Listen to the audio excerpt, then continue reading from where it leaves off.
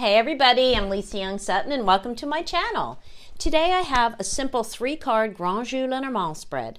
My intention with this video is to explain the meanings of the cards and demonstrate how they interact with each other, and to help you see the value of the unique voice of the Grand Jeu Lenormand. So first let's look at our question. The seeker asks, how would I fit into this organization? Now the context is she's a middle-aged woman who's been doing freelance work for 16 years and has just received an offer to join an organization that would promote her and get her jobs, but also oversee the type of work she does and to an extent control her schedule, among other things, right? So she's always worked independently and is concerned about how she would do working under another's rules and regulations. She's, I think, primarily concerned about relinquishing her creative freedom. As she put it, she doesn't know if she can play well with others.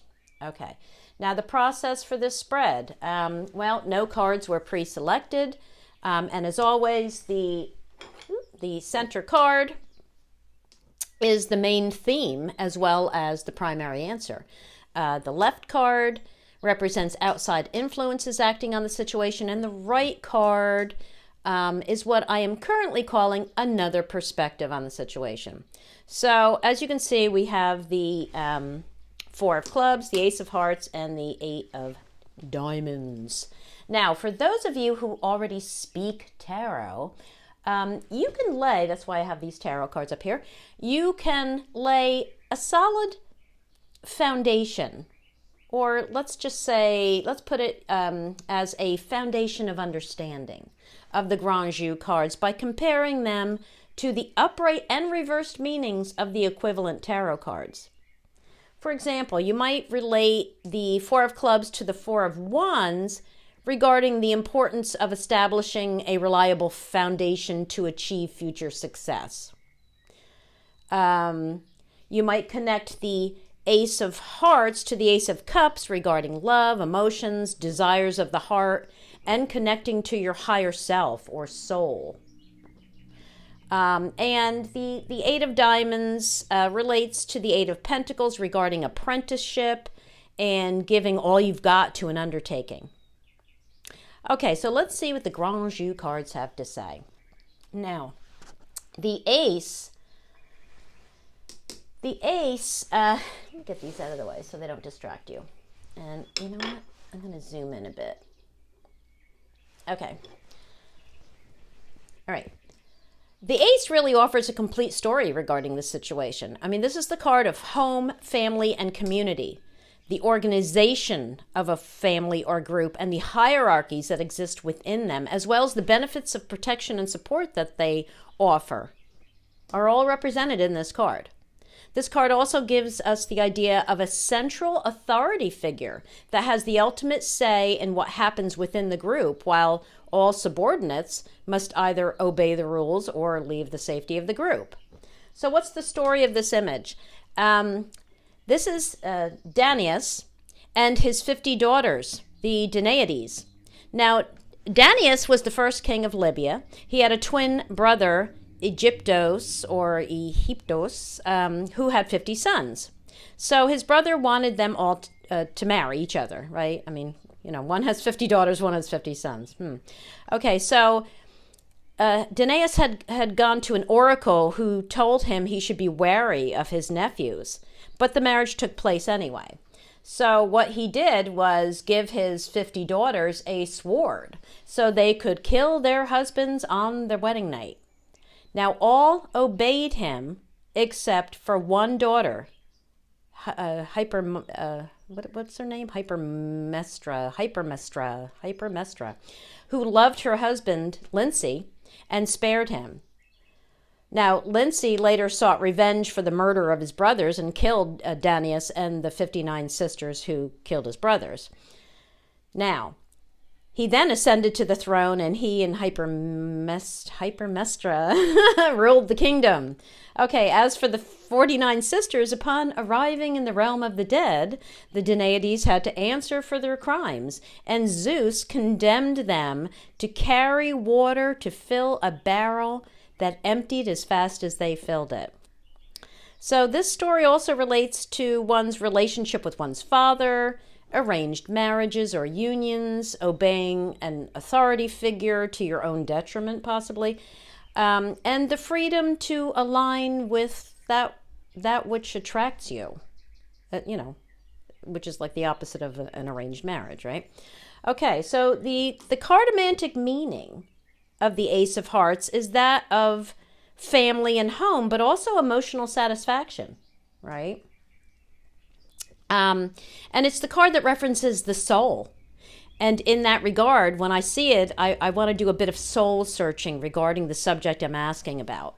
Now, this tells me that the seeker should examine her motives regarding the possible course of action and, as to how do they make her feel? Like, why is she attracted to this group? What is her intuition telling her when she connects to it by quieting her mind and asking to understand what the benefits would be beyond the material, right? Now, if you look at the two small images, you'll notice that we have the one on the left that relates to possible disharmony or things that aren't being considered clearly, right? We have smoke coming from a lamp, like an oil lamp, right? So that represents confusion, things that aren't being seen clearly. And the image on the right here, which is a church, represents a well-established organization, right? The family that stays together or prays together stays together. That's one of the key phrases I have written for that image. Okay, so to elaborate on these two topics, we will use the flanking cards. So the left-hand card, we have the Four of Clubs.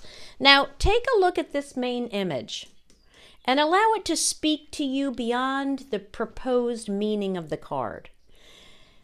Now, as soon as, this is a reading I did in person, not online, right? And as soon as the seeker saw it, as soon as she saw this image, I asked her how it made her feel, and she said, "Oh my gosh, I don't want to be that guy." She had no idea of this card's meaning, of course, but knew that this man, hunched over and staring at a flask, like waiting and wondering, appeared to have no control over what's happening. All right? And this isn't what she wanted. This is what the image triggered within her higher self. Okay? So indeed, this is the card of tunnel vision, right? Of being dependent upon others or outside circumstances. It relates to the law of vibration. This is one of our alchemy cards, okay? Relates to the law of vibration and the fact that others' vibrations will affect our own. Others' vibrations will affect ours if we're not grounded and centered and fully in control of our own. Let's put it that way. Now, if we're unsure of what we want, we're leaving ourselves open to the predominant energies around us, okay? So a traditional meaning of this card says this: your reality is distorted and you're subject to the whims of another person, placing you in a position of weakness and hindered freedom. Okay? Now, the small right-hand image here tells her that she'd be working only for money and not able to express her own creativity, which is depicted in the opposite image, right? But here, this is like you're just going to be working for money, all right? In other words, she's forever going to have her hand out. You can see she's got the hand out here. She's depending on this guy here. She's got her hand out. Yeah, so she's forever going to have her hand out, waiting for someone else to put something in it. All right, so on the other side, we have the Eight of Diamonds. To elaborate on the church image here. So notice we have another image of a group of people, right? Just like the center card. And this also relates to social consideration, attraction, and group dynamics. Now the story is that of Ganymede, an exceedingly handsome Trojan prince who became the cupbearer of Zeus. Zeus is the Roman Jupiter, right? Now Zeus noticed him, desired him, and brought him to Mount Olympus to become a servant boy with the mission of serving the divine nectar, ambrosia, to the gods. Now, his services were rewarded with immortality, not a bad paycheck, right? But the fact remains that he lived out his days as a servant. Now, as part of the zodiac group, the Eight of Diamonds is the card of Aquarius, which adds the quality of one who requires freedom and nonconformity while at the same time desires to be part of a group. Now, the zodiac cards are also the timing cards in this system, and the Eight of Diamonds indicates a period of about a year. Now, that's not a long time to wait for a promotion, which is the overall meaning of this card, right? So this card is showing us some of the benefits of joining this organization. Yes? Because here, remember, we're relating it to this image, which is, this image is actually, being part of an organization. All right. So this card, the Eight of Diamonds, indicates that she would indeed climb the ladder of success within the organization if she chooses to join it. She would be subject to being taught. Now we're looking at this little image of the teacher and the kids here. She would be subject to being taught the ways of the group. And like the little kids in the classroom, she would be seen as a novice, right? Not taken very seriously. In other words, you will learn our way. So what else does this card have to say? Well, one of the aspects of the Eight of Diamonds from my notes is that for every family group or, united gathering, right? There's a leader or a common goal, right? That's what brings people together, either a common goal or a leader. And whether you're the leader or the one in the group striving toward the goal, your commitment is of vast importance. So to follow the leader, you must trust them. Just as to follow yourself, you must trust yourself. So does the seeker trust herself enough to follow her intuition regarding her higher calling? To be on her own maybe, or just if her higher calling is to be part of this group, right? Does she trust the leader or goal of this organization? So these are questions that this card brings up. So the cartomantic meaning of the Eight of Diamonds contains the element of being watched. And I asked the seeker how this made her feel. And this made me laugh because she said that she's repelled by the thought of it. She recounted her early days in school when the teacher would walk around the room to inspect the work that everyone was doing. And she says that when the teacher was looking over her shoulder, she instinctively covered her paper. And I had to crack up because I used to do the same thing. So the conclusion that the seeker and I arrived at together is that the only way for her to succeed within this organization would be for her to relinquish her autonomy and commit to the ways of the group, which she said she is not willing to do, right? Now, what I really love about the Grand Jeu Lenormand is the way it gets to the core of the matter. I mean, you can see how closely these cards are connected to the question, to the context. But at the same time, it's really good at getting you to see things from a different perspective. That's what I really love about this system. So each card within this system can be used as a single word or idea, just as with the Petit Lenormand. But unlike the Petit Lenormand, each card also offers a complete story on its own. Love this system. All right, so that's it for this video, my friends. Thanks for watching and keep playing with those cards. Now, if you want to practice using the Grand Jeu Lenormand, head over to my Facebook group. Lisa Loves Lenormand something or other. Lisa Loves Lenormand, etc., etc.